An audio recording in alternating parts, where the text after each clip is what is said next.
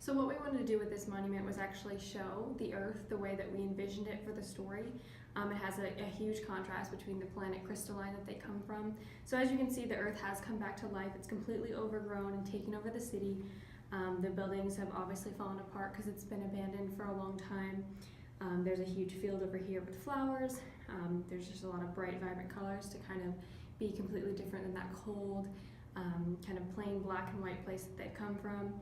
Incorporated some blues, some oranges and yellows just to kind of like bring that warmth back because their planet crystalline is an icy planet. As you can see here, there's the little people to show the scale. It's this huge place. It's completely different from where they've been their whole lives.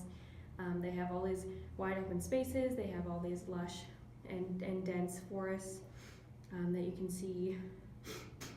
In the story, they actually set up camp kind of in this area.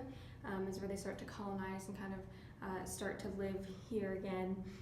So what's really important about this monument is that it actually shows the evolution of our story. We originally were based kind of on this planet crystalline that we had our characters from, and then we grew to be more attached to kind of the end of the story, how they come to Earth and they fall in love with this place, and it's brought them back to life, and it's changed their way of living, and it's been a myth this entire time. You know, there many lifetimes have gone by that didn't even believe the Earth was still around.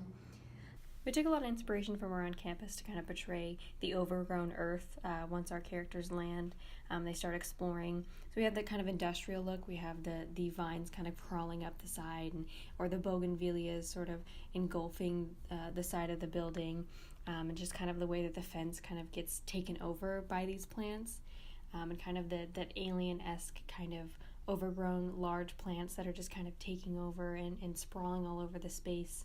And we even have kind of over in Hayden Lawn, kind of something that mimics the space pod. So when they touch down on Earth, you can kind of see this open field that they land on, and they start to explore and look around, and they have this huge open space. It's completely different from where they came from.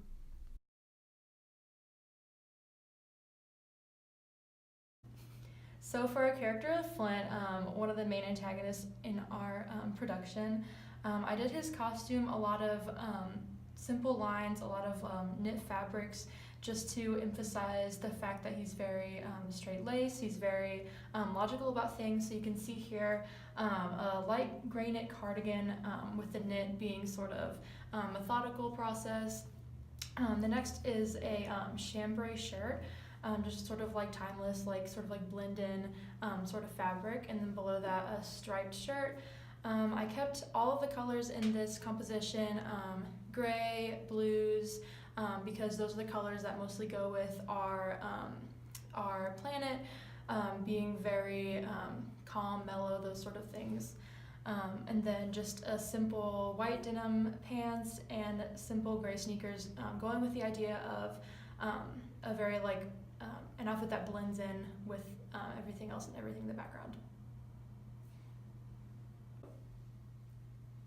So for the next character of Micah, he's sort of like in the group, and he is the foil of our character of Flint, because Flint's mostly attached to the planet. He's very much, he does not want to leave, he doesn't want to make any changes to the way they've been living, whereas Micah's more of adventurous. He's the one who wants to go to Earth, and he wants to have new adventures there. So with his outfit, I focused on more natural fibers, more natural materials and colors.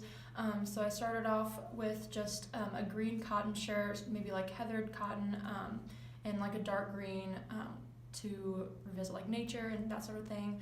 And then a dark brown leather, very like worn, very like lived in sort of material, a flannel that sort of like encompasses that rugged like adventure-y feel, a light brown pant, maybe a corduroy or dark or brown denim, and then just a simple canvas sneaker.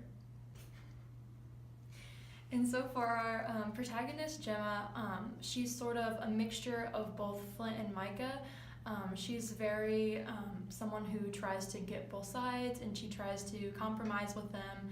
and think of the best situation that they can have. So I wanted to incorporate that in her style. So sort of combining both materials that you would see from Flint and from Micah. So sort of like having an earthy light brown suede jacket, but also she's sort of the person who would reinvent things herself. So embroidered with some flowers, sort of like encompassing that nature element.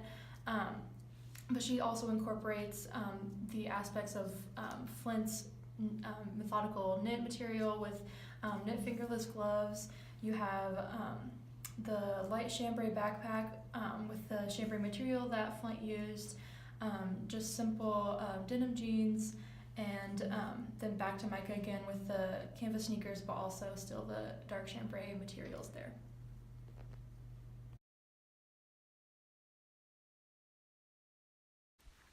So for the lighting in this film, we really wanted to have it reflect the mood of the story while going along with our crystal theme.